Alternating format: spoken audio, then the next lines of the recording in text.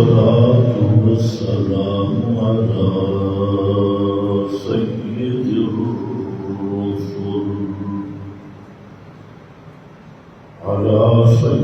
الرسل وخاتم الأنبياء.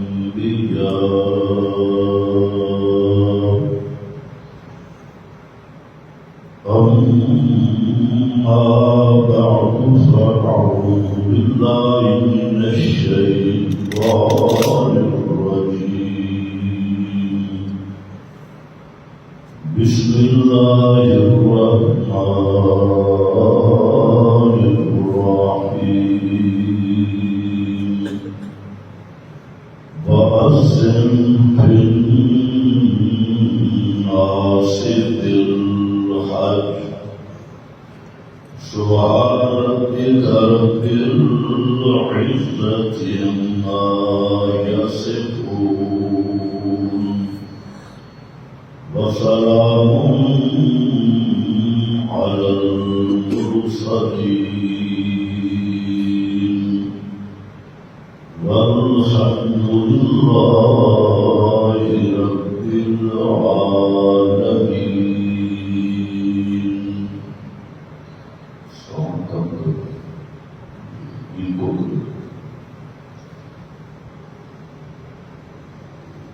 انتہائی قابل قدر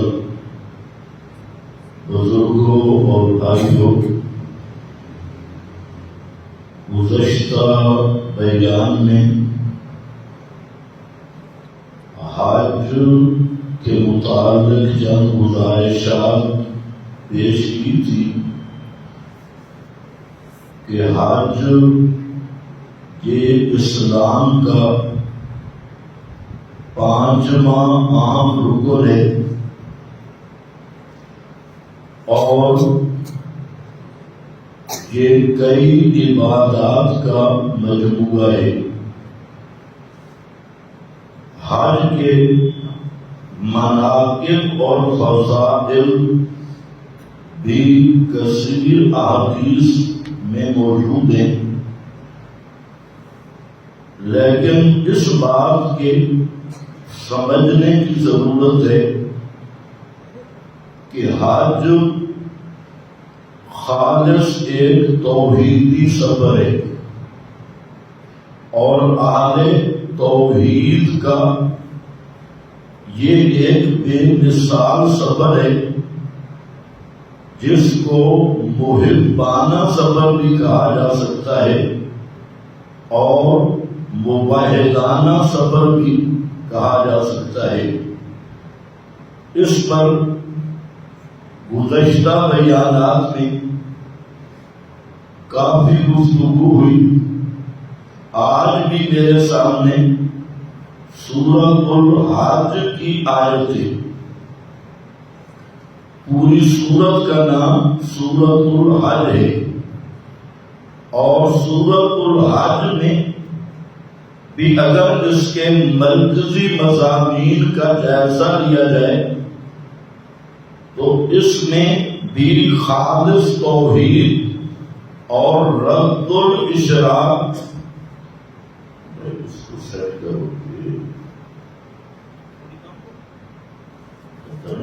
صحیح نہیں ہے میرے پاس اس کو صاف کرو. میں نے سمجھ بھی ہے اس شور میں مجھے بھی سمجھ نہیں آ رہی میں کیا کر رہا ہوں. اس کو صاف کرو زیادہ آواز. سورۃ الحج میں یہی مضمون ہے اللہ کی توحید اور خصوصاً شرک کے پیروی کرنا جو گزشتہ جمعہ کا اہم عنوان تھا. تو یہاں پر بھی اللہ رب العزت نے فرمایا وَإِذْ لِإِبْرَاهِيمَ مَكَانَ الْبَيْتِ، اور جب جگہ معین کر کے دی ہم نے حضرت ابراہیم کو مکان البیت، بیت کی جگہ، بیت اللہ کی جگہ. بیت اللہ یہ سب کو معلوم ہے کہ یہ سب سے پہلا گھر ہے جو اللہ تعالیٰ کی توحید کے مرکز کے طور پہ اس زمین پر قائم ہوا. پھر اس پر کئی ادوار گزرے اور ایک اہم دور وہ دور ابراہیمی ہے. حضرت ابراہیم کے زمانے میں کعبۃ اللہ کی بنیادیں یہ ظاہر نہیں تھی اور بیت اللہ کی عمارت یہ مٹ چکی تھی.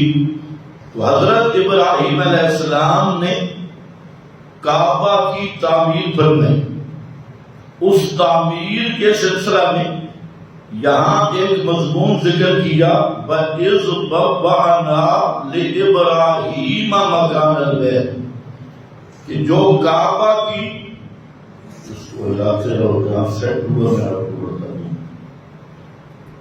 جہاں کعبہ کی دیواریں نامعلوم تھی تو حضرت ابراہیم کو اللہ رب العزت نے وہ دیواریں معین کر کے بنیاد بتائی بذریعہ وحی کے وَإِذْ بَوَّأْنَا لِإِبْرَاهِيمَ مَكَانَ الْبَيْتِ. لیکن پہلی چیز کعبہ کی ابھی تعمیر ابراہیمی شروع ہو رہی تھی کہ جب دیواریں ظاہر کی بنیادیں ظاہر کی تو پہلا حکم آیا کہ اللہ تشرک بی شیئا. اللہ تشرک آپ اندازہ کریں یہ کعبہ کی بنیاد رکھی جا رہی ہے اور بنیاد میں پہلا مسئلہ کیا آیا حالانکہ وہاں آبادی نہیں بالکل بے آباد جگہ ہے جہاں یہ کعبے کی تعبیر ابراہیمی کا افتتاح ہو رہا ہے. لیکن افتتاح کے ساتھ ہی کیا کہا گیا لا تشرک بی شیئا کہ کعبے کا مقصد توحید ہے نہ شریک کرنا میرے ساتھ شیئن کسی چیز کو. لوگ سمجھتے ہیں کہ شرک ہے بتوں کی عبادت کرنا اور بتوں کی سور و پکار پتھروں کی سور و پکار یہ شرک بنتا ہے جہاں قرآن کا پورا عنوان آیا شیئن کسی چیز کو میرا شریک نہ بنانا. یہ شیئن نبی غیر نبی فرشتہ خیر فرشتہ اولیاء مقربین انسان جن فرشتے پتھر بت درخت شجر ہر چیز کو شامل ہے کہ لا تشرک بی شیئن وطہر بیتی اور پاک رکھنا میرے گھر کو للطائفین والقائمین طواف کرنے والوں کے لیے والقائمین اور قیام کرنے والوں کے لیے رکوع کرنے والوں کے لیے اور سجدہ کرنے والوں کے لیے. ان کے لیے طاہر ظاہری پاکی بھی اور مانن بھی اس کو پاک رکھنا. وَأَذِّن فِي النَّاسِ بِالْحَجِّ آج یہی آیت میں نے سمجھانی تھی ابتدا میں یہ تمہید تھی کہ حضرت ابراہیم نے تعمیر کعبہ فرمائی اور پہلا حکم یہ ہوا لا تشرک بی شیئا کہ کعبہ کی بنیادیں توحید پر ہیں میرے ساتھ کسی چیز کو شریک نہیں کرنا. لا تشرک مطلق ہے کسی قسم کا شرک نہیں کرنا کسی چیز کو شریک نہیں کرنا کسی قسم کا شرک. لا تشرک شیئا کسی چیز کو شریک نہیں کرنا.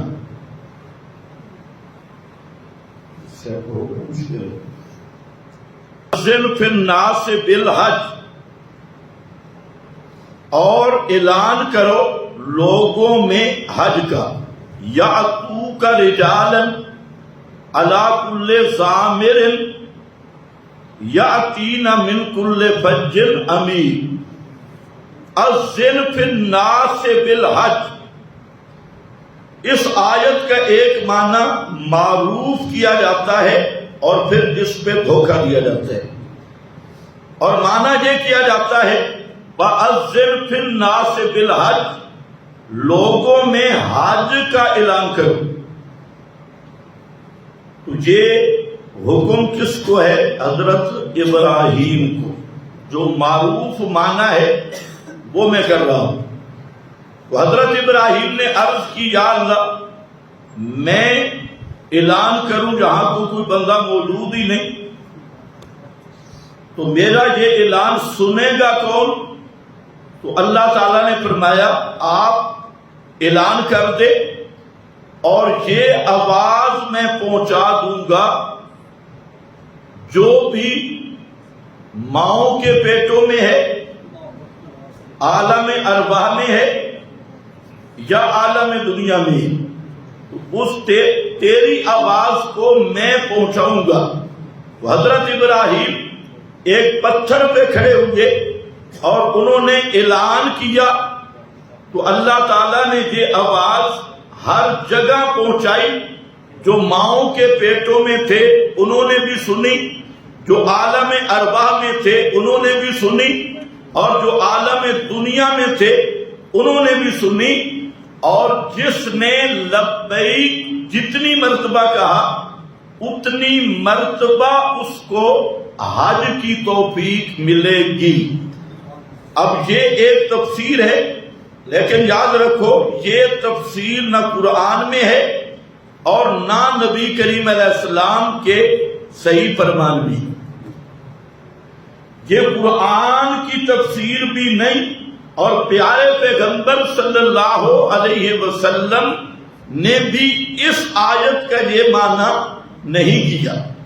اب جو اہل بدعت تھے انہوں نے اس تفسیر کو مشہور کر کے آگے یہ مشہور کر دیا، دیکھے کہ طور سے بھی سنا نہ، لہذا حضرت ابراہیم کی آواز جب ساری مخلوق سنتی ہے تو ہماری آواز نبی پاک کیوں نہیں سنتے اور یا اللہ کیوں نہیں سنتے؟ انہوں نے یوں آگے سے تعریف کی۔ تو میں دو باتیں یہاں عرض کرنا چاہتا ہوں۔ آج چونکہ حج کا موسم ہے اور اس میں اس آیت کا یہ محرف شدہ معنی مشہور کیا جا رہا ہے، پہلے بنیاد باندھی، اور چونکہ اکثر لوگ وہ ہوتے ہیں کہ رنگین باتوں پہ خوش ہوتی ہیں، اور کوئی شکل چھوڑا جائے تو وہ واہ واہ کرتی ہیں۔ تو اب جب بات ذہن میں رکھنا، پہلی بات میں نے عرض یہ کی کہ اذن فی الناس بالحج، اس کی یہ تفسیر کہ اس کی آواز ہر جگہ پہ پہنچے گی اور ہر آدمی سنے گا، جو لبیک جتنی بار کہے گا وہ حج پہ آئے گا۔ یہ تفسیر رسول اللہ صلی اللہ علیہ وسلم سے نہیں آئی، بعد کے مفسرین نے کی ہے، یہ معنی بھی کیا، لیکن صرف یہ معنی نہیں کیا بلکہ اذن فی الناس بالحج کا یہ معنی بھی کیا کہ یہ خطاب نبی کریم صلی اللہ علیہ وسلم کو ہے۔ بنیاد یہ باندھی کہ حضرت ابراہیم نے کعبہ کی تعمیر توحید پہ کی، اس پر اب خطاب پیغمبر کریم کو ہے اذن فی الناس بالحج، کہ میرے پیغمبر آپ اعلان کرے حج کا۔ تو یہ اعلان حج کرنے والے حضرت ابراہیم نہیں بلکہ کون ہے؟ حضرت محمد الرسول اللہ صلی اللہ علیہ وسلم کو خطاب ہے۔ اور آگے اسی پر سیاق و سباق دیکھا جائے تو آپ اعلان کریں گے یأتوک رجالا، آئیں گے لوگ کس پر؟ علی کل ضامر، ہر دبلی پتلی سواری پر، یأتینا من کل فج عمیق، دور دراز کے سفروں سے آئیں گے۔ آگے پھر قربانیوں کا ذکر ہے، لیشہدوا سے قربانی کا ذکر ہے۔ تو بہرحال اس آیت کا دوسرا معنی کہ اذن کا خطاب یہ نبی کریم علیہ السلام کو ہے کہ آپ حج کا اعلان کریں، اور یہ آیت دلیل ہے حج کی فرضیت کی۔ اس کو حضرات مفسرین نے لکھا لیکن یہ تفسیر بتائی نہیں گئی، لوگوں نے اس کو بتایا نہیں، پہلی تفسیر کو مشہور کیا۔ تو اب دوسری بات سمجھے کہ بالفرض پہلی تفسیر ہی لی جائے اذن فی الناس بالحج کی، کہ حضرت ابراہیم نے اعلان کیا اور ہر ایک تک آواز پہنچی، تو اس میں بھی یہ موجود ہے۔ حضرت ابراہیم نے یہی تو سوال کیا کہ میری آواز کیسے پہنچے گی، تو اللہ تعالیٰ نے فرمایا کہ آپ آواز لگائیں اور پہنچانا میرے ذمہ ہے۔ پہنچانے والا کون ہوں؟ میں۔ حضرت ابراہیم نے آواز لگائی اور پہنچائی کس نے؟ اللہ نے۔ اور اللہ کے پہنچانے پر تو کوئی سوال ہی نہیں۔ اس سے یہ استدلال کرنا کہ حضرت ابراہیم کی آواز ہم سن سکتے ہیں، تو حضرت ابراہیم یا انبیاء اولیاء ہماری آواز کیوں نہیں سن سکتے؟ اس لیے نہیں سن سکتے کہ اسباب نہیں، اس لیے نہیں سن سکتے کہ اسباب نہیں۔ جب اسباب نہیں تو اگر اللہ کسی کی آواز پہنچا دے تو اس کا کسی کو انکار ہی نہیں، لیکن ان میں صفت سماعت مانے گا تو تیرے اور ابو جہل میں کوئی فرق بھی نہیں۔ بالکل یہی مسئلہ ہے کہ اللہ چاہے تو وہ آواز جہاں مرضی پہنچا دے، وہ قادر ہے، لیکن سوال ہے کہ ایک ہے اللہ چاہے پہنچا دے، ایک ہے پہنچاتا ہے یا نہیں۔ اللہ قادر ہے کہ شہباز شریف کو زرداری بنا دے، نہیں بنا سکتا، لیکن سوال ہے بنایا ہے؟ بنایا تو نہیں نا۔ اللہ چاہے تو مولوی کو زنانی بنا دے، اچھا بھلا بوڑھا مولوی سفید داڑھی بہترین رومال سمیت اسے چاہے تو زنانی بنا سکتا ہے، لیکن سوال ہے کہ بنایا ہے یا نہیں۔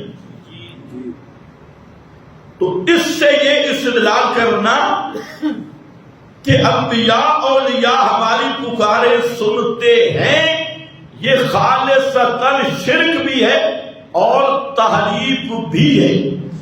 اسی کے ساتھ ایک دوسرا واقعہ مشہور ہے کہ نبی کریم علیہ السلام جنت میں گئے تو جوتوں کی آواز سنی، تو حضرت بلال سے پوچھا، مختصر یہ ہے، حضرت بلال سے پوچھا کہ آپ کون سا عمل کرتے ہیں کہ میں جب جنت میں گیا تو آپ کے جوتوں کی آواز سنی۔ اس سے مولوی حضرات کہتے ہیں کہ نبی کریم علیہ السلام جنت میں پہنچ کر بلال کے جوتوں کی آواز سن سکتے ہیں، تو عند القبر ہمارا صلاۃ و سلام کیوں نہیں سن سکتے؟ توجہ ہے؟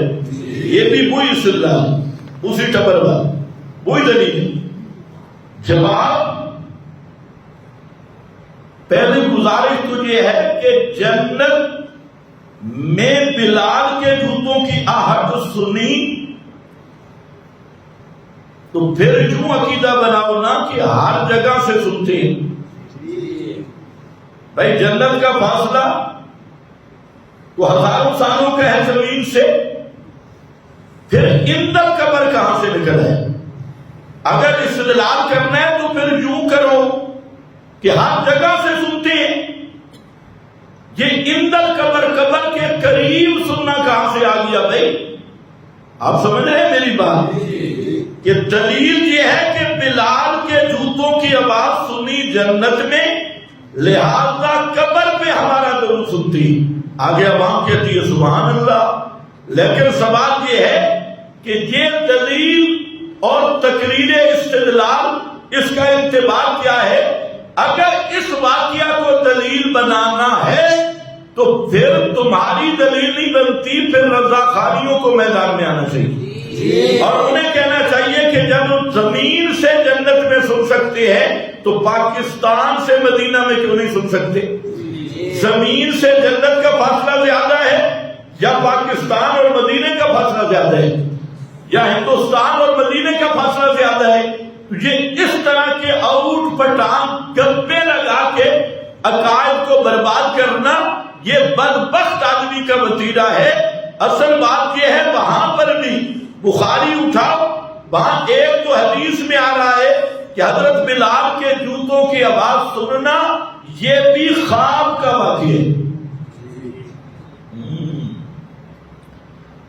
اور علامہ غلام رسول سعیدی نے جو بریلوی مسلک کا ہے اس نے اپنی بخاری کی شرح میں لکھا کہ یہ واقعہ خواب کا ہے اور اس پر اس نے دلیلیں بھی پیش کی، لیکن اگر یہ خواب کا واقعہ نہیں بیداری کا ہو تب بھی دلیل ہماری ہے، اور دلیل یہ ہے ہماری کہ اگر اللہ چاہے تو زمین سے جنت میں بھی سنا سکتا ہے، اور یہ سنانا ہوگا خرق عادت، اور اس کے باوجود جو مر گیا یا جو مخلوق ہے اس میں مافوقل اسباب سننے والی طاقت نہیں، صفت نہیں۔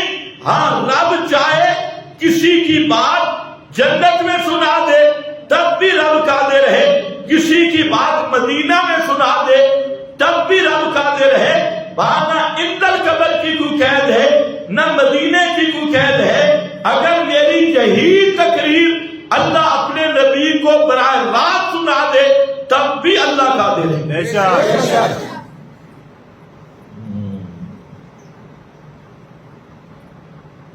اس کو کہتے ہیں خرق کے عادت کو عام کر دینا، کھینچنا، اور ہمیشہ مشرک نہیں کرتا ہے کہ جو بھی خرق کی عادت واقع ہوگا اس کو کھینچنا شروع کر دے گا۔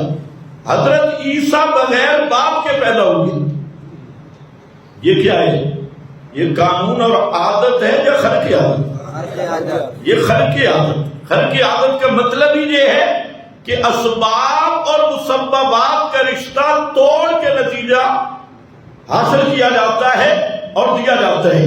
تو حضرت عیسیٰ کا بغیر باپ کے ہونا یہ خرق عادت واقعہ۔ اب کوئی ہماری نظر برادری کے پڑوس میں یا ان کے رشتہ داروں میں کوئی آدمی کنواری سے پیدا ہو جائے کوئی بچہ تو اسے کیا کہیں گے؟ حلالی ہے؟ غیر شادی شدہ لڑکی سے پیدا ہونے والا حلالی ہے؟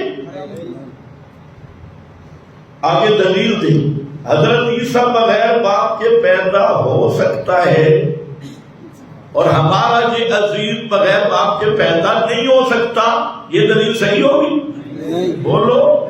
آج پورے امت کو گمراہ کیا جا رہا ہے یہ شٹل چھوڑ کے۔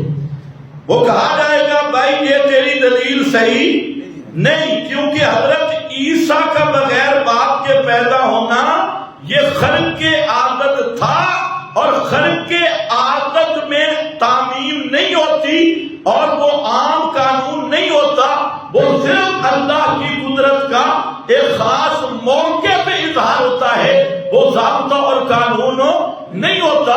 جیسے حضرت موسیٰ کا ڈنڈا ڈالا سانپ بن گیا، اور حضرت موسیٰ کے علم میں بھی نہیں تھا یہ کیا ہوتا ہے، اس لیے پہلے اللہ نے پوچھا ما تلک بیمینک یا موسیٰ، اس کی تھوڑی مزید کوشش کرو، چلا دیا ماشاءاللہ، یہ اچھا طریقہ ہے۔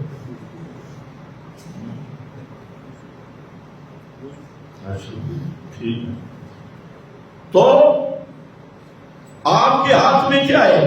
پوچھنے میں حکمت یہ تھی کہ رات کا وقت تھا، حضرت موسیٰ علیہ السلام آ رہے تھے، اور آگے جو کچھ پیش ہونے والا تھا وہ حضرت موسیٰ کے وہم و گمان میں بھی نہیں تھا۔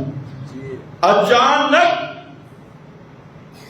وہ تو آگ سمجھ کے آئے تھے، لیکن وہ آگ نہیں تھی، وہ تو تجلیات تھی۔ درخت سبز ہے، آگ لگی ہوئی ہے، اور آگ لینے کے لیے حضرت موسیٰ آتے ہیں، وہ درخت آگے بڑھتے ہیں، پھر حضرت موسیٰ پیچھے وہ آگے، حضرت موسیٰ پیچھے وہ حضرت موسیٰ کی طرف. تو حضرت موسیٰ علیہ السلام حیران ہو گئے، یہ کیسی آگ ہے، اور درخت کو بھی نہیں جلا رہی، درخت بھی سب تھے. تو وہ اللہ کی تجلیات اور انوارات تھے.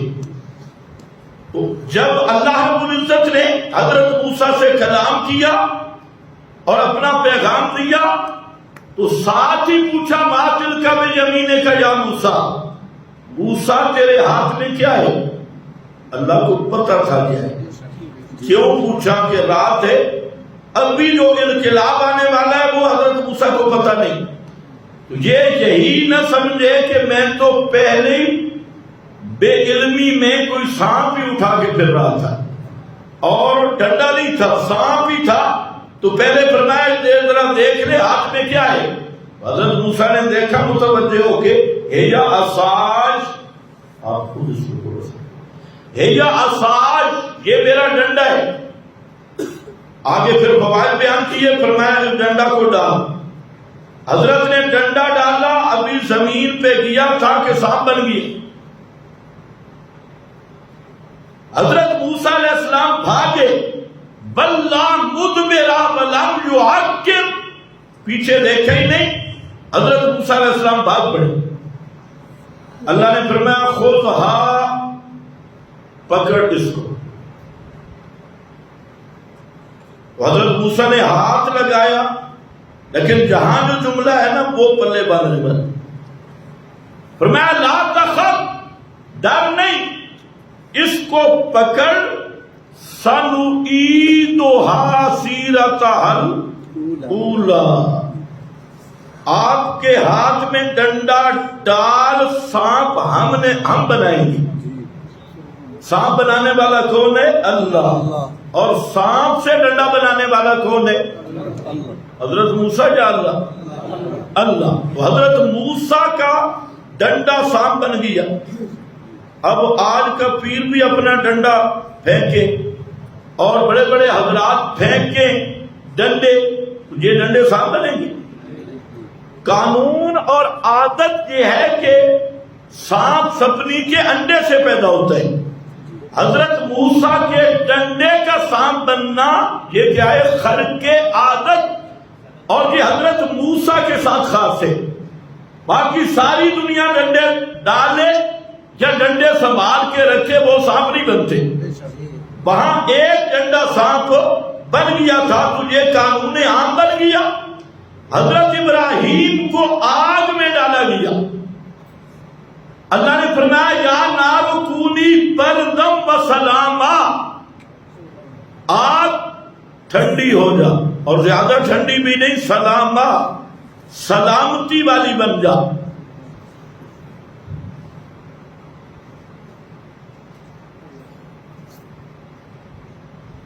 آگ سلامتی والی بن جا. تو حضرت ابراہیم پہ آگ سلامتی بن گئی. اب اگر کسی بزرگ کو کوئی آدمی اٹھا کے تنور میں ڈالے اور کہے یا نار کونی بردم و سلاما، تو یہ دلیل صحیح ہوگی؟ نہیں. بولو نہیں. وہ دلیل دیتے حضرت ابراہیم پر تو آگ نہیں جلی، ہمارے بابے میں کیسے جلے گی؟ تو کسی بابے کو تنور میں ڈال کے یہ آیت پڑھے، دلیل دے، سب کہیں گے بھائی اس کو کسی منٹل ہسپتال میں داخل کرو، کیونکہ وہ خرق عادت ہے. عادت یہ ہے کہ آگ جلاتی ہے، پیر والی آگ بھی جلاتی ہے، ملا والی آگ بھی جلاتی ہے. آگ میں عادتاً جلانا ہے. اور حضرت ابراہیم پہ آگ کا گلزار بننا اور سلامتی والی بننا یہ خرق عادت ہے. خرق عادت اپنے مقام پہ بند رہے گا، اس سے استدلال کر کے اس کو قانون بنانا یہ ہے حماقت بھی، اور یہ ہے شریعت سے جہالت بھی. جس طرح حضرت عیسیٰ کا بغیر باپ کے پیدا ہونا یہ خرقی عادت ہے، یہ قانون عام نہیں. جس طرح حضرت ابراہیم پہ آگ کا سلامتی والی بننا یہ خر کی عادت ہے، یہ ضابطہ کلیہ یا عام نہیں۔ جس طرح حضرت موسیٰ کا سانپ کا ڈنڈا بننا یہ خر کی عادت ہے، اس سے استدلال قانون عام اور ضابطے عام پہ کرنا حماقت ہے۔ اسی طرح بلال کے جوتوں کی آواز سننا یہ بھی خر کی عادت ہے، اور خر کی عادت کو قانون عام بنانا جہالت اور تحریف ہے۔ بس چونکہ حج ہے تو حج میں لوگ یہ دھوکہ دے رہے ہیں، حج پہ جاتے ہوئے دھوکہ اذن فی الناس بالحج، اور بنیاد توحید تھی، حج کے نام پہ شرک پھیلانا شروع کر دیا۔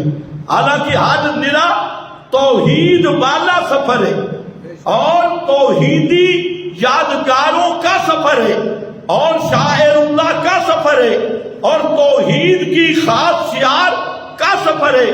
اس کو گڑبڑ کیا گیا۔ اب میں آتا ہوں اپنے گزشتہ جو جمعہ سے رہ گیا تھا مسئلہ، جہاں تک ہم پہنچے تھے وہ تھا حج کا خطبہ۔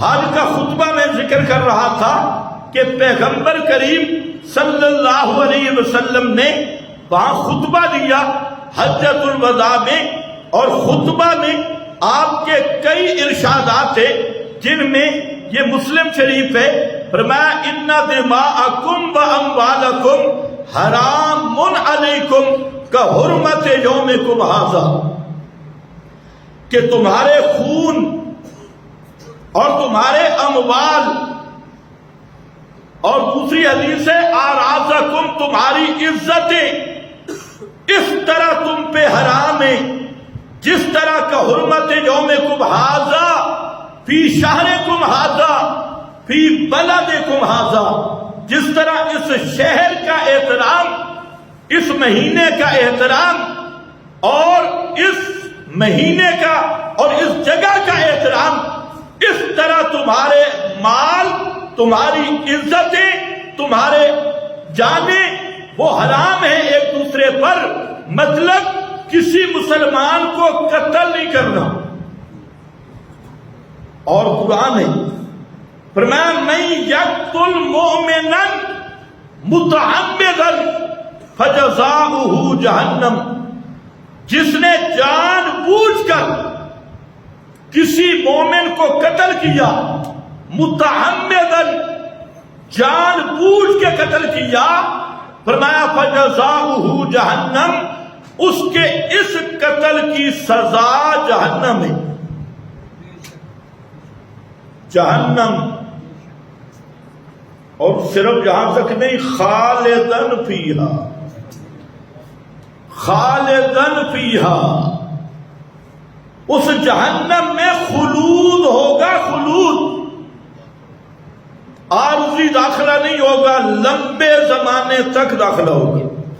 خلود کے دو معنی ہیں، ایک خلود کا معنی ہے ابد الآباد، ہمیشہ ہمیشہ، لیکن ابد الآباد جو جہنم کا داخلہ ہے وہ مشرک ہے، مشرک ہمیشہ ہمیشہ جہنم میں رہے گا، کبھی نہیں نکلے گا۔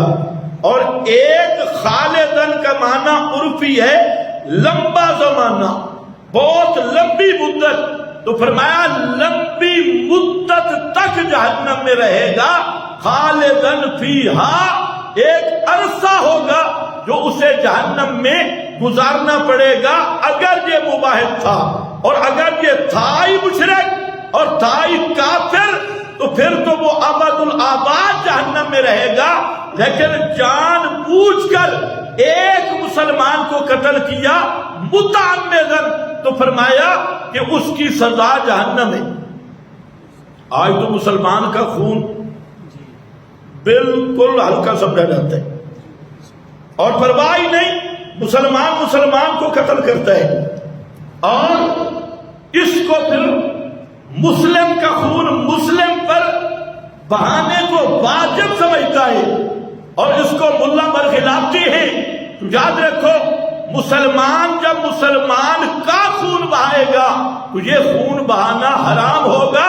ہاں، اس کے لیے شریعت نے چند جگہ پہ استثناء دے دی کہ کون سے مواقع ہیں کہ مسلم کا خون بہایا جا سکتا ہے.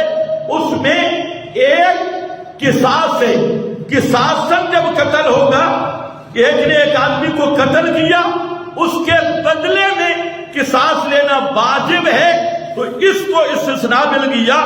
دوسرا، اگر شادی شدہ آدمی ہے اور شادی شدہ وہ زنا کرتا ہے اور اس کی زنا اقرار سے یا صحیح گواہوں سے شرعی قانون سے ثابت ہو گئی تو اس پر رجم ہوگا، لیکن یہ اسلامی حکومت کی ذمہ داری ہوگی. اور تیسرا وہ کہ جو اسلام سے مرتد ہوا، مرتد پہلے مومن تھا اب اس نے کفری عقیدہ اختیار کیا، تو یہ 3 صورتیں ہیں. اور چوتھی صورت یہ ہے کہ وہ آدمی جو اہل اسلام کے خلاف بغاوت شروع کر دے تب بھی اس کا قتل کرنا واجب ہوتا ہے، باغی کا اور قاتل کا اور اس محسن کا، محسن شادی شدہ کا اور مرتد کا.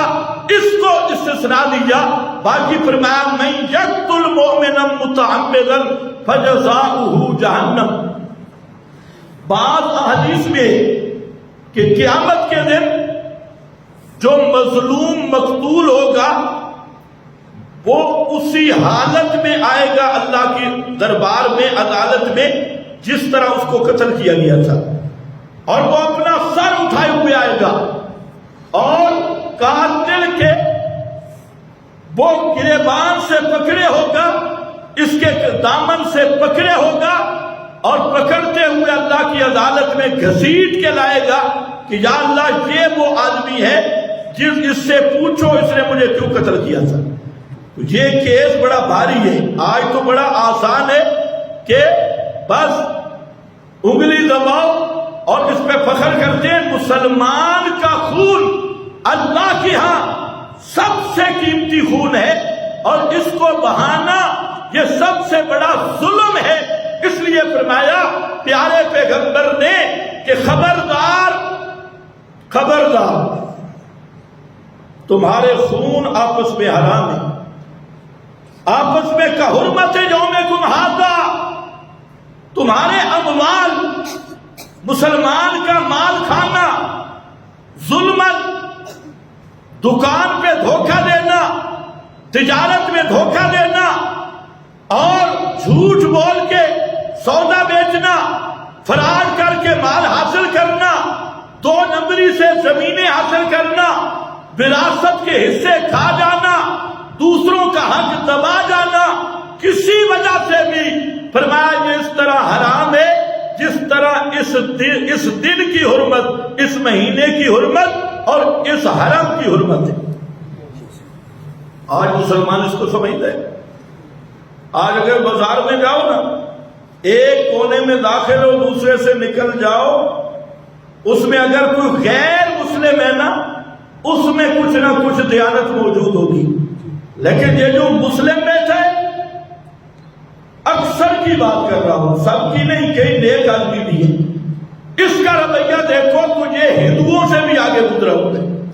اور مقصد اور کہ اللہ کے نبی نے فرمایا ایک وقت آئے گا کہ آدمی مال کھائے گا جیسے گائے چارہ کھاتی ہے، گھاس کو کھاتی ہے، اس طرح مال حاصل لا یبالی، اسے پرواہ نہیں ہوگی.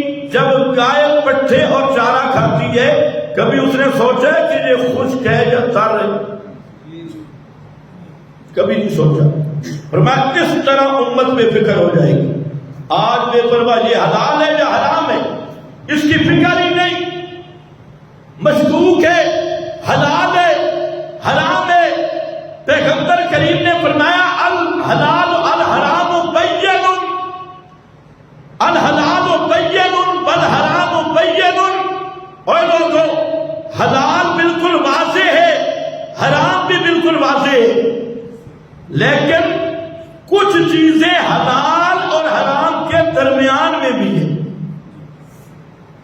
جن کا حلال ہونا بھی واضح نہیں، حرام ہونا بھی واضح نہیں، درمیان میں ہے. مشتبہ چیزیں، شک والی چیزیں، شبہ والی فرمایا تقویٰ یہ ہے کہ ان شبہ والی چیزوں سے بچ جاؤ، ان شبہ والی چیزوں سے بھی بچ جاؤ، ان سے بھی بچ جاؤ۔ اور دوسری حدیث میں ہے کہ جب ایک چروایا اپنے جانور چراتا ہے، بھیڑ بکری چراتا ہے، تو سمجھدار چروایا کون ہوتا ہے؟ جو باؤنڈری تک اپنے مویشیوں کو نہیں جانے دیتا، بننے اور باؤنڈری تک نہیں جانے دیتا، چراگاہ کے درمیان میں رکھتا ہے، اور جب بننے اور باؤنڈری پر جو جانور پہنچ گئے تو پھر کوئی گارنٹی نہیں کہ وہ دوسرے کے کھیت سے بھی منہ ماریں گے اور دوسرے کے کھیت کو بھی وہ خراب کریں گے۔ تو فرمایا حلال بین ہے، واضح ہے، حرام بین اور واضح ہے، لیکن حلال اور حرام کے درمیان کچھ چیزیں ہیں جن کو میں نے تعبیر کیا شک والی چیزیں، شبہ والی چیزیں۔ فرمایا ان شبہات سے بچ جاؤ، یہی تقویٰ ہے اور یہی ایمان کی حفاظت ہے۔ ایک لقمہ حرام کا کھانے سے حدیث میں ہے 40 دن کی عبادت قبول نہیں ہوتی۔ ایک لقمہ حرام کا چلا گیا، 40 دن کی عبادت ضائع، قبول نہیں۔ عبادت، نماز، روزہ سب موجود، لیکن اللہ اس کو قبول نہیں کرتا۔ اور جس کا دن رات مشغلہ حرام کھانا ہو، اس کا کیا مقام ہوگا اللہ کے ہاں؟ اور نبی کریم علیہ السلام نے فرمایا ایک آدمی بکھرے بال، پرانے کپڑے، خستہ حالت، اور وہ رب کو پکارتا ہے یا رب یا رب، اور صرف اللہ کو پکارتا ہے، فرمایا اللہ اس کی دعا قبول نہیں کرتا۔ دعا بھی عبادت ہے، دعا قبول نہیں ہوتی۔ کیوں؟ فرمایا مشربہ حرام، ملبسہ حرام، اس کا کھانا حرام، اس کا پینا حرام، اس کا لباس حرام۔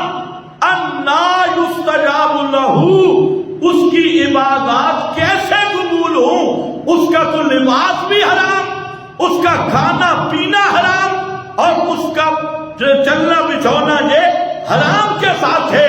تو اس لیے میرا بھائی، انا سب سے اونچی عبادت دعا ہے، جس کو مخ العبادہ کہا گیا، ساری عبادتوں کی جان کہا گیا، لیکن اللہ کے محبوب فرماتے ہیں کہ دعا جیسی عبادت بھی اللہ کے ہاں قبول نہیں ہوتی۔ آج ہم کہتے ہیں ہم دعائیں کرتے ہیں، قبول نہیں ہوتی۔ کبھی اپنے اعمال کا جائزہ لیا، کھانے پینے کا جائزہ لیا، لباس کا جائزہ لیا؟ اور یہ حدیث دل پہ لکھ لو، پیغمبر نے کیسے سمجھایا؟ فرمایا کہ حرمت یوم تمہارا، تمہارے اموال آپس میں اس طرح حرام ہے، قابل ادب اور احترام ہے، جس طرح یہ دن، جس طرح یہ مقام، جس طرح یہ حرم کعبۃ اللہ اور حرم کا علاقہ یہ محترم ہے، تمہارے اموال بھی آپس میں محترم ہیں۔ اعراضکم، تمہاری عزتیں، تمہاری عزتیں۔ آج ہماری مجلس غیبت پہ مبنی ہے، شروع غیبت سے اختتام غیبت پہ۔ دو آدمی اکٹھے ہوئے، جڑیں چھڑکائی جا رہی ہے، بہتان، غیبت، دوسرے کی تذلیل، دوسرے پہ فبتیاں، دوسرے کی تحقیر۔ فرمایا کہ سب حرام ہے، اور اشد حرمتن، اور جو غیبت ہے، فرمایا غیبت اشد من الزنا، زنا کرنے سے غیبت کا زیادہ گناہ ہے۔ زنا کرنے سے آدمی توبہ کرے گا، اس کی توبہ قبول ہے، بلکہ سچے دل سے توبہ کرے گا تو یبدل اللہ سیئاتہم حسنات، یہ امید لگی ہوئی ہے اللہ اس کے گناہ کو بھی نیکی سے بدل دے۔ لیکن غیبت اور دوسرے کا گلہ کرنا، کیا سمجھتے ہو؟ غیبت کو کیا بولتے ہو؟ غیبت سمجھتے ہو بھی ہو یا نہیں؟ کسی کی پیٹھ پیچھے ایسی بات کرنا جو اسے ناگوار وہ سن نہیں رہا، ایسی بات کرنا جو اس کی عزت کے خلاف ہو، اور مجلس میں بیٹھ کے کرنا، یہ کیا ہے؟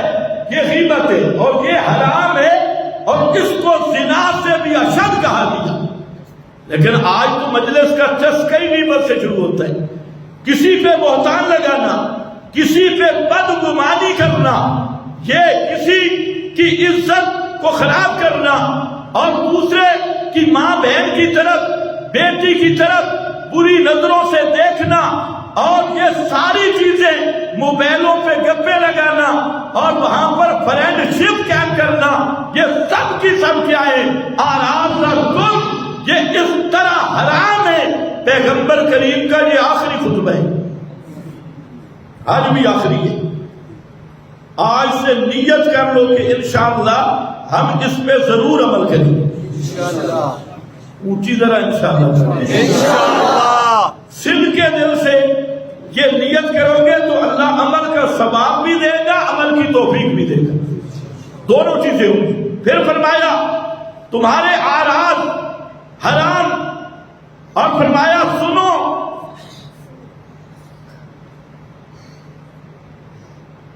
کلو شیء من امر الجاہلیت تحت قدمیہ، ہر جاہلیت کا کام آج میں نے اسے ٹکڑے ٹکڑے کر کے رکھ دیا، میرے قدموں کے نیچے روندا جا رہا ہے۔ یہ حجۃ الوداع کا پیغام، ہر امر جاہلیت، جاہلیت کا دین، جاہلیت کا قانون، جاہلیت کا رسم و رواج، جاہلیت کی بدعات، جاہلیت کی تہذیب، جاہلیت کی تسجیل، یہ سب کچھ تحت قدمیہ میرے قدموں کے نیچے ہے، اور میں نے سب کو روند کے رکھ دیا ہے۔ کیا مطلب تھا؟ اس کے بعد خبردار کوئی جاہلیت کا قانون تلاش کرو، خبردار کوئی جاہلیت کا حاکم تلاش کرو، خبردار کوئی حکم الجاہلیت یبغون، جاہلیت طاغوتی نظام، اس کے قریب جاؤ، خبردار۔ آج سارے قانون محمد کے قدموں کے نیچے، آج ساری تہذیبیں محمد الرسول اللہ صلی اللہ علیہ وسلم کے قدموں کے نیچے، آج سب رسم و رواج اور بدعات، ان کو میں نے اپنے پاؤں کے نیچے روند دیا ہے۔ اور میرے امتی ہونے کا دعویٰ کرنے والوں، آج کے بعد کسی طاغوت کے قانون کو بھی نہیں ماننا، کسی طاغوت ابلیس کی رسم کو بھی نہیں ماننا، بدعت کو بھی نہیں ماننا، کسی جاہلیت کے عقیدے کو بھی نہیں ماننا۔ ساری جاہلیت کو میں نے روند کے رکھ دیا ہے۔ آج امت پھر جاہلیت کی طرف نہیں جا رہی۔ غیر اللہ کے قانون، کتاب و سنت کے متصادم قانون، یہ کون سے قانون ہیں؟ یہ جاہلیت کے قانون ہیں۔ بولو کس کے قانون ہیں؟ جاہلیت کا۔ کتاب اللہ کے مقابل ہر قانون قانون جاہلیت ہے۔ کتاب اللہ کے مقابل ہر کتاب کتاب جاہلیت ہے۔ کتاب اللہ کے مقابل ہر رسم، ہر رواج، ہر تہذیب، یہ تہذیب جاہلیت ہے۔ پیغمبر کا آخری پیغام حجۃ الوداع کا یہ ہے کہ اے حاجیوں، اے مسلمانوں، میں نے جاہلیت کو روند دیا، تم نے بھی روندتے رہنا ہے۔ آج امتی اسی کا شکار ہے۔ وقت نہیں میں اس کی تفصیل کروں، چہرے پہ کیا ہے؟ جاہلیت نہیں، جب صبح و شام رگڑا رہا ہے، یہ کس کا قانون ہے؟ یہ کس کی تہذیب ہے؟ یہ صبح و شام داڑیاں رگڑانا یہ یہود و نصارہ کی تہذیب ہے۔ اللہ سب کو توفیق دے اس سے جان چھڑا دے گی، آمین۔ اور جو رکھ کے بیٹھے ہو نا، تم بھی آکڑو نہیں، صرف داڑھی رکھنا بھی اسلام نہیں۔ بعض لوگوں نے تمہیں سند دی ہے، داڑیاں رکھ کے بیٹھے آپ بے فکر ہے، داڑھی رکھ کے زیادہ اللہ رسول کے احکام پر توجہ ہونی چاہیے. جو داڑھی رکھ لیا تو داڑھی کی لاج بھی رکھے، اور جس نے نہیں رکھی تو تہذیب محمد مصطفیٰ کی لاج میں داڑھی رکھے. رکھو گے؟ جن کی چھوٹی چھوٹی ہے نا، آپ بولے ان کو کم از کم تھوڑا آنے دو. ایک مٹھی تک داڑھی لے آؤ، اس سے کم داڑھی نہیں ہے. کم از کم ایک مٹھی داڑھی ہے، اس سے کم والی داڑھی نہیں. خیر بہرحال امر جاہلیت، اب اس میں ایک شرک کو آپ نے واضح، 3 شرکوں کو واضح کیا. ایک شرک فرمایا ربل جاہلیت موضوع، یہ جو سود ہے یہ جاہلیت کی معیشت کی ریڑھ کی ہڈی تھی. سود یہ جاہلیت کا قانون، جاہلیت کی معیشت. فرمایا ربل جاہلیت موضوع، جتنے جاہلیت میں سودی کاروبار تھے سب کے سب کو میں نے پاؤں کے نیچے رون دیا ہے، ختم کر دیا ہے. اور کتنے افسوس کی بات ہے، آج سود کا زیادہ کاروبار کرتے حاجی صاحب ہیں. یہ حجت الوداع کا خطبہ سن کے بھی سودی کاروبار پہ حاجی صاحب لگائے اور مختلف تعبیریں کر کے فرمایا سارے سود ختم. ربل جاہلیت موضوع واول ربن، اصل سب سے پہلا جتنا سود میں اڑا رہا ہوں وہ سود میرے چچا عباس کے کاروبار کا سود ہے. اپنے گھر سے شروع کر رہا ہوں. اور حضرت عباس یہ بعد میں مسلمان ہوئے تھے، ان کا سودی پروگرام بہت زیادہ تھے. فرمایا سارے ختم. آج بتاؤ اسلامی ممالک میں سود کی لعنت موجود ہے یا نہیں؟ مسلمانوں میں سود کی لعنت موجود ہے یا نہیں؟ آج تو معامل آ گئے. یہاں ایک بات کی وضاحت ضروری ہے. سود کی 3 قسمیں ہیں.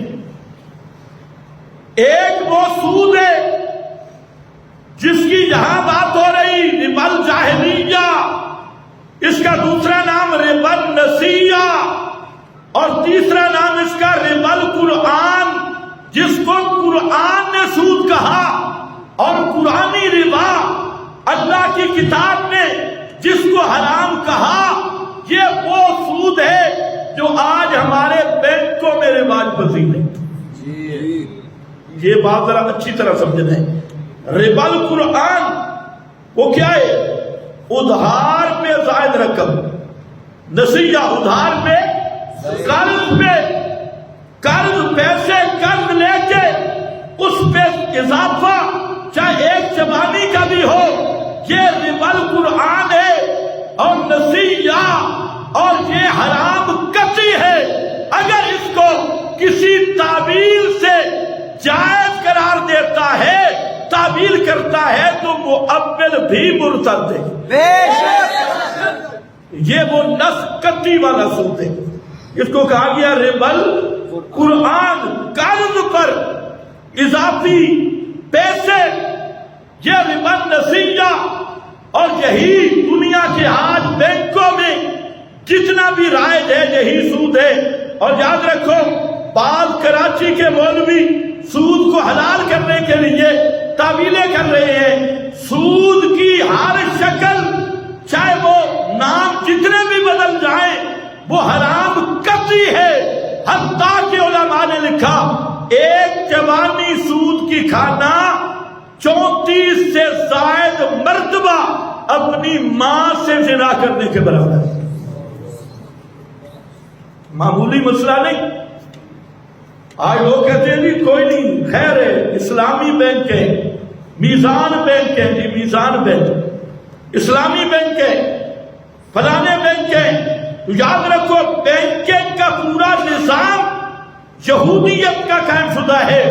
اور یہودیت نے یہ پورا نظام بینکوں کا اسی ربا پہ قائم کیا جس کو ربا النسیہ کہا جاتا ہے اور جس کو ربا القرآن کہا جاتا ہے. قرآن جس کو سود کہہ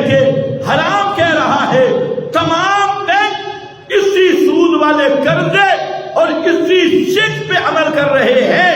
لہذا کوئی آدمی اگر تعویلیں کرتا ہے کسی قسم کی بھی اور اسے جائز قرار کرنے کی کوشش کرتا ہے تو وہ آدمی مرتد ہوگا اور زندیق ہوگا.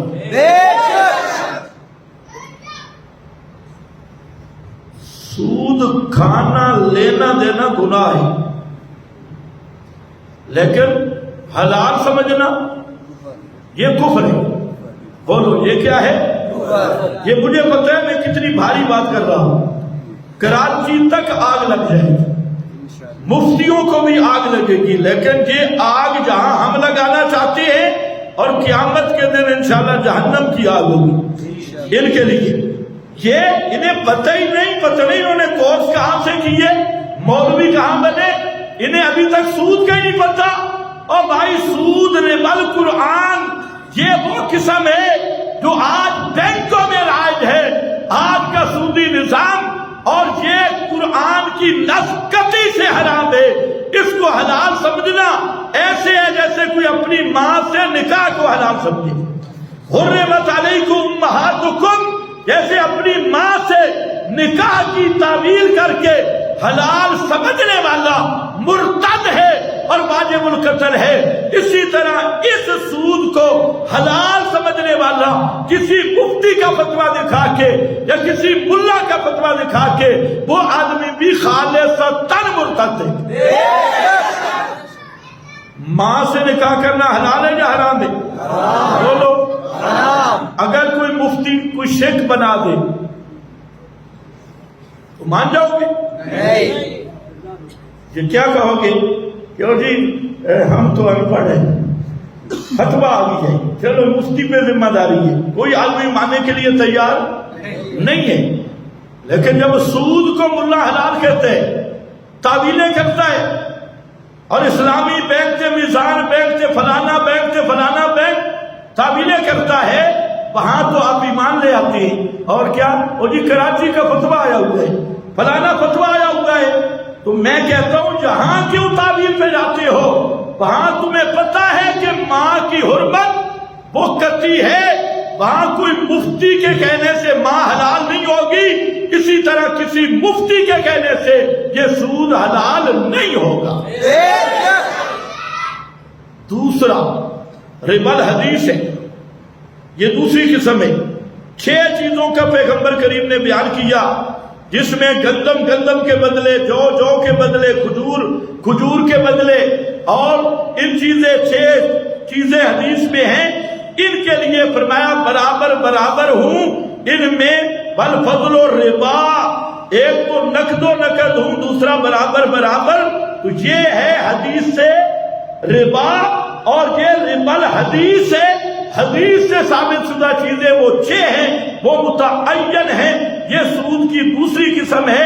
اور تیسری قسم سود کی وہ ربا الفقہ ہے، فقہی ربا، کہ یہ جو 6 چیزیں ہیں ان کی علت کیا ہے، وہ علت جہاں پائی جائے گی آگے اضافہ ہوگا.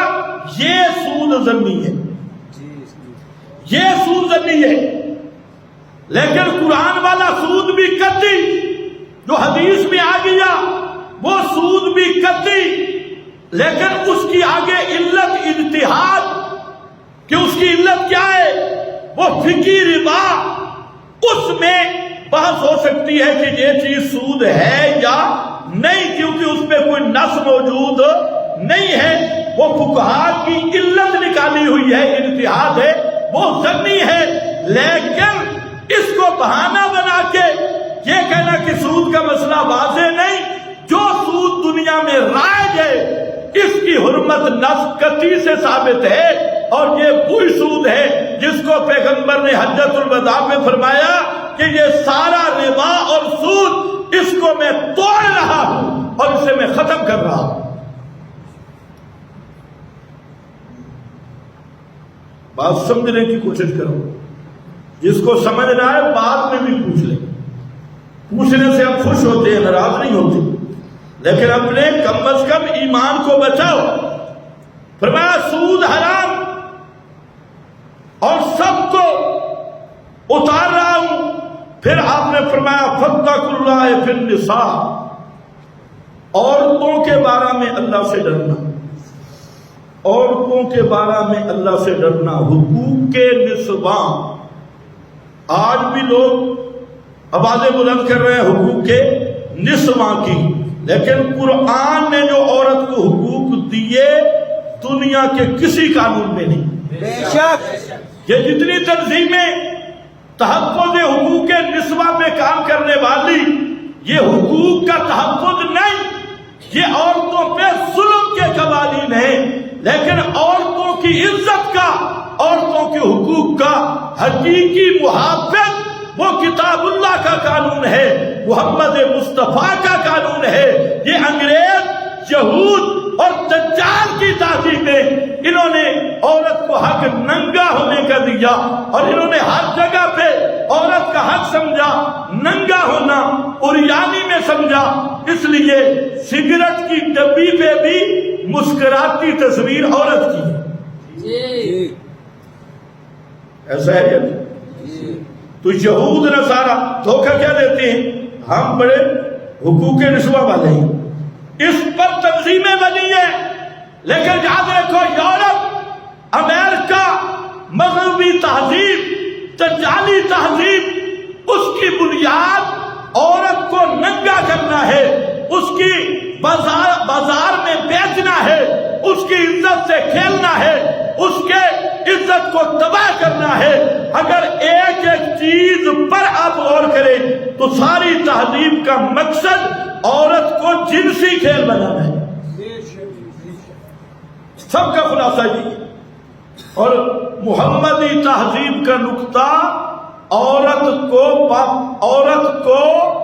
عزت کا مرکز بنانا ہے، اور اس عورت کی عزت کا تحفظ کرنا ہے، معاشرے کی تطہیر ہے۔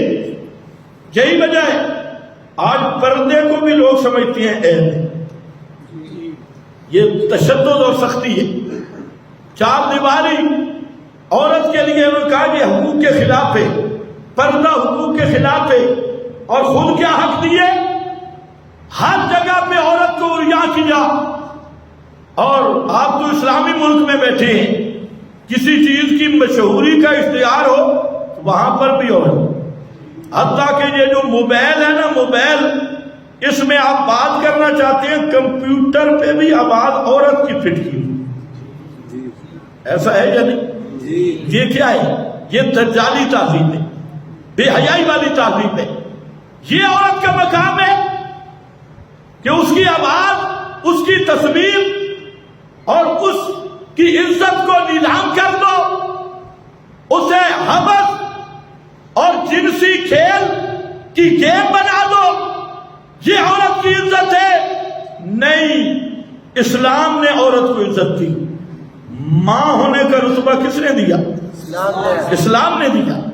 عورت ماں ہے، پیارے پیغمبر فرماتی ہیں اے لوگو جنت تمہاری ماں کے قدموں کے نیچے، یہ عزت ہے۔ بیٹی کا مقام اسلام نے دیا، اور فرمایا جو آدمی 4 بیٹیاں، بعض میں 2 تک موجود ہے، 4 بیٹیاں، ان کو اچھی تربیت کرتا ہے اور دینی تربیت کرتا ہے، ان کو پالتا ہے، وہ قیامت کے دن جہنم سے اس کے لیے حجاب بن جائے گی۔ بیٹی کو عزت دی، ماں کو عزت دی ہے، ماں کے سارے رشتوں کو عزت دی ہے، حتیٰ کہ بیوی کو عزت دی ہے، حتیٰ کہ بیوی کی ماں کو ماں کا مقام دی ہے، رشتوں کو جوڑ دیا۔ اور یہ رشتوں کا نظام یہ صرف اسلام میں ملتا ہے۔ یہود و نصارہ آج پتہ کرو، وہ تو جب آدمی بوڑھا ہوتا ہے نا تو انہوں نے باڑے بنائے ہوئے ہیں، اولڈ سینٹر ہے، اور اسی میں سارے بوڑھے پڑے ہیں۔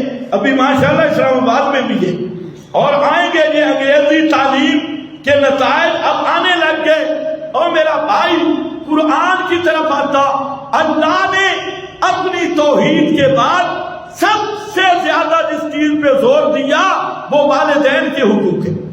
پورا قرآن پڑھ لو، اللہ تعبدوا الا اللہ کے بعد وبالوالدین احسانا، حتیٰ کہ نے فرمایا باپ کو راضی رکھ، باپ کی رضا میں اللہ کی رضا ہے، اور فرمایا یہ جو باپ ہے یہ جنت کا دروازہ ہے۔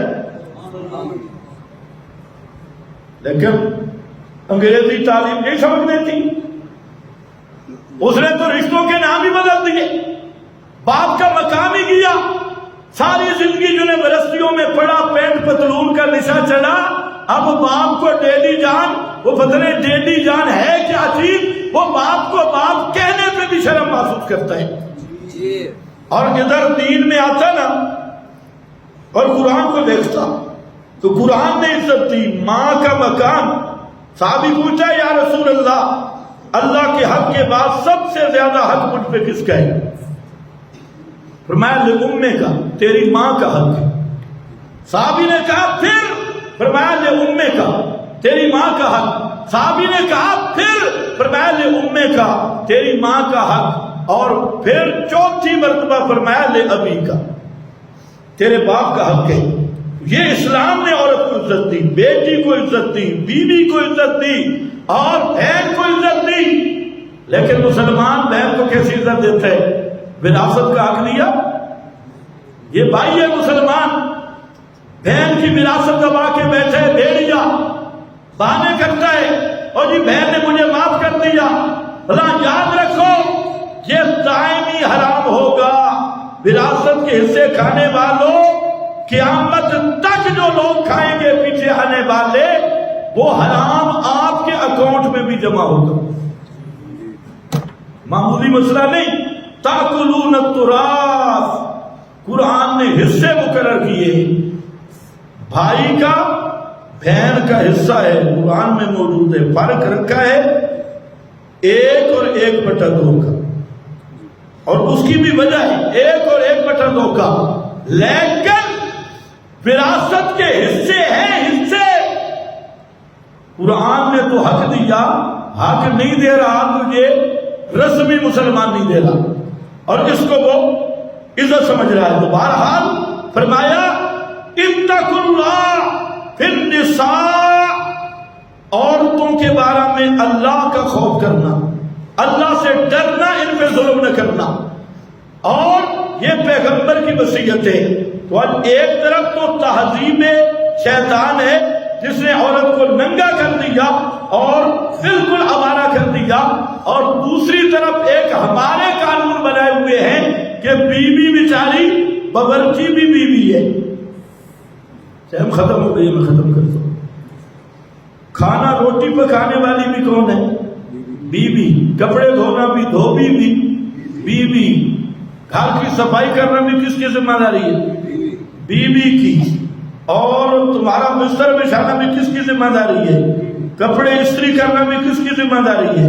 بھی سارے کام عورتوں سے لے کر، اور کہیں ایک جگہ تھوڑی سی گڑبڑ ہو تو کئی ظالم مارنا شروع کر دیتی، مارتی اور ظالموں کی طرح مارتی ہے۔ یہ تمہیں کس نے اختیار دیا؟ اسی لیے فرمایا اتقوا اللہ فی النساء، اور یہ شکر کرو عورتوں کو پتہ نہیں۔